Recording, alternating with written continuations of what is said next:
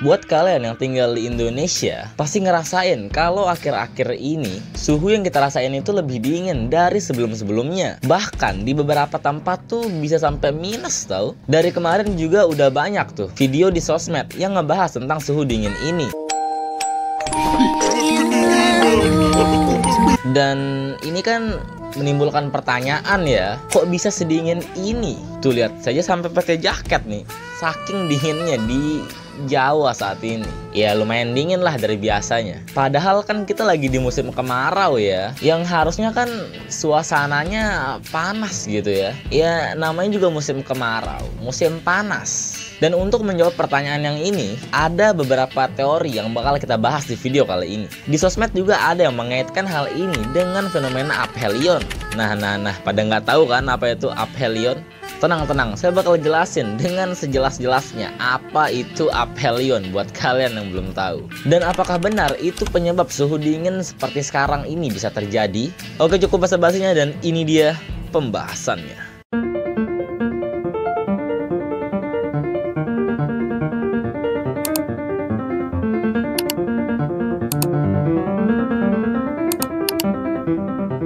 Kita harus sama-sama tahu dulu nih, suhu yang dingin banget ini sebenarnya ada di daerah mana aja.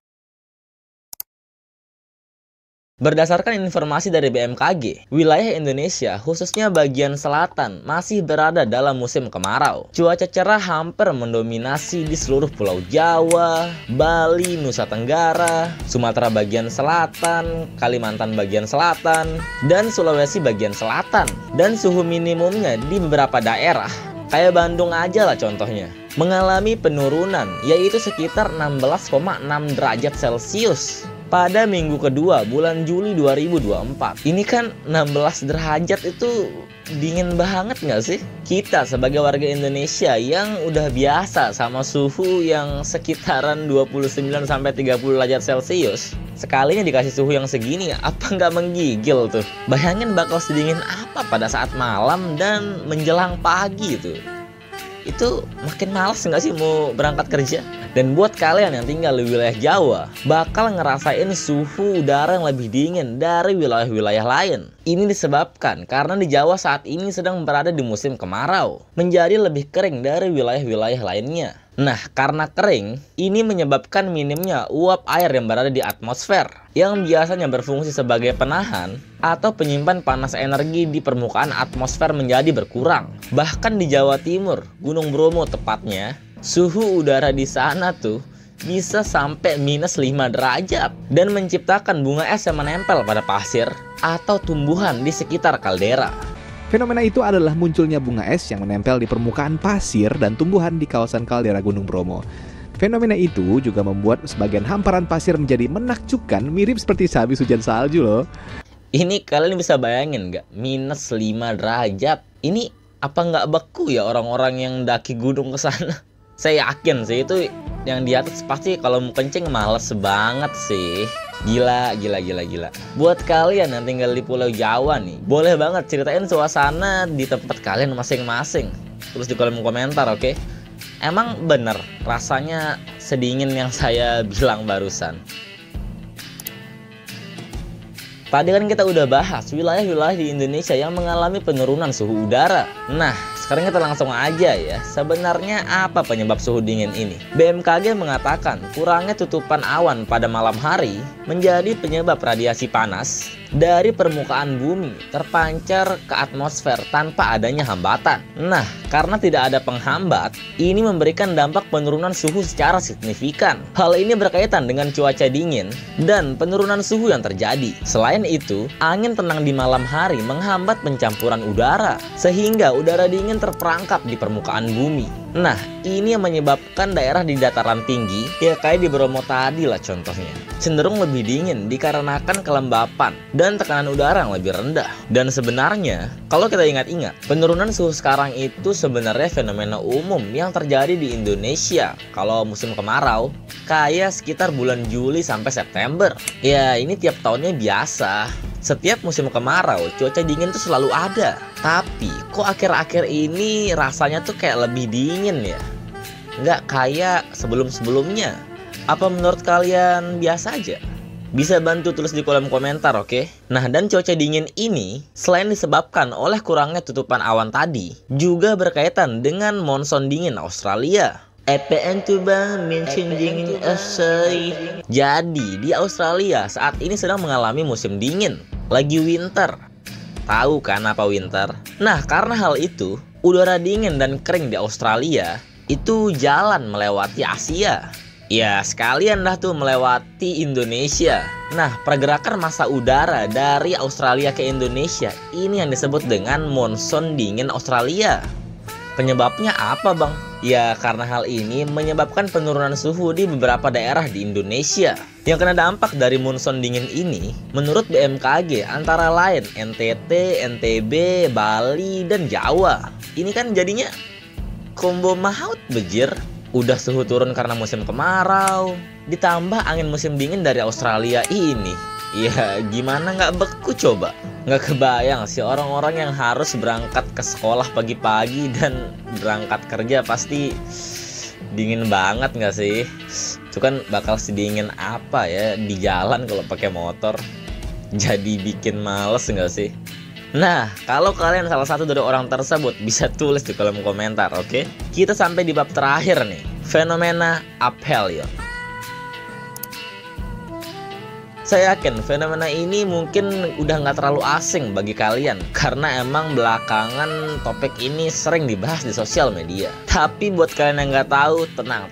Saya bakal jelasin secara sederhana apa itu sebenarnya aphelion.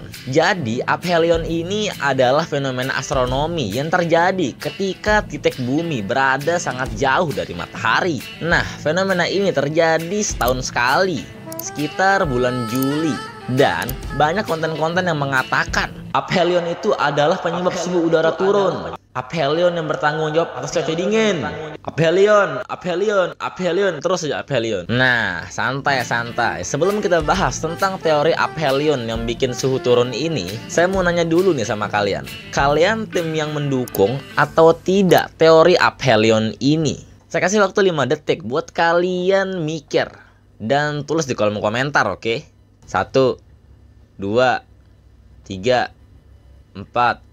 5, 6. Tuh ya udah kelamaan.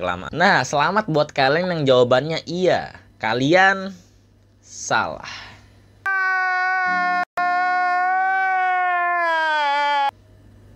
Iya, salah. Peneliti cuaca dan iklim ekstrim BMKG Siswanto mengatakan sudah pasti tidak betul. Udara dingin atau bedding adalah hal yang normal di puncak kemarau, terutama di Indonesia bagian selatan dari NTT sampai Jawa. Biasanya dirasakan saat langit cerah dan beberapa lama tidak ada hujan. Begitu ucap Siswanto. Kayak nggak semarah-marah itu juga sih. Siswanto menjelaskan kalau puncak musim kemarau yaitu periode Juli sampai Agustus, sirkulasi angin yang dominan adalah monsoon Australia. Masih dijelaskan Siswanto, dia mengatakan bahwa fenomena aphelion tidak terlalu berpengaruh terhadap dinamika cuaca bumi karena dinamika dapur cuaca hanya terjadi di atmosfera sekitar ketinggian 15-18 km di atas permukaan bumi. Sementara pada aphelion posisi matahari justru berada pada jarak terjauh terhadap bumi, yaitu pada jarak 152-154 juta kilometer. Dan juga fenomena aphelion ini tidak memberikan dampak yang signifikan terhadap suhu di bumi. Menurut laporan Lapan Brin, posisi bumi yang titiknya berada sangat jauh dari matahari ini tidak terlalu mempengaruhi suhu panas dan dingin yang diterima bumi.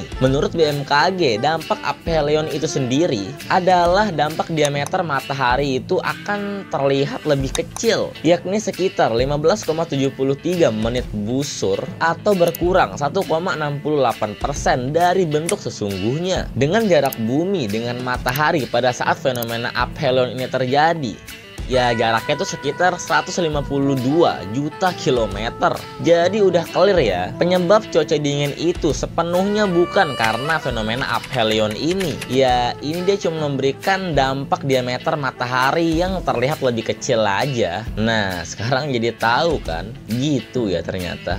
Ini saya juga baru tahu sih. Dan buat kalian yang bertanya, sampai kapan cuaca ini akan berlangsung? Ya, ini bakal bertahan sekitaran dari bulan Juli sampai September lah. Ya, sekitaran masih 2 bulan lah. Dan ingat, kita harus jaga kesehatan, oke? Dan itu dia tadi penjelasan singkat kenapa akhir-akhir ini cuacanya tuh kayak lebih dingin dari sebelum-sebelumnya. Ya, ternyata disebabkan oleh 2 hal. Musim kemarau yang kering dan monsoon dingin Australia. Semoga lewat video ini kalian bisa dapat sesuatu ya. Ya, seenggaknya kalian tahu lah apa itu aphelion dan angin monsoon Australia, ya kan? Ya, walaupun cuma paham-paham sedikit nggak apa-apa lah.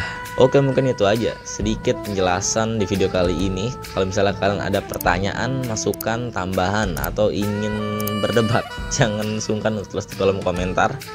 Dan sampai jumpa di konten selanjutnya. Bye.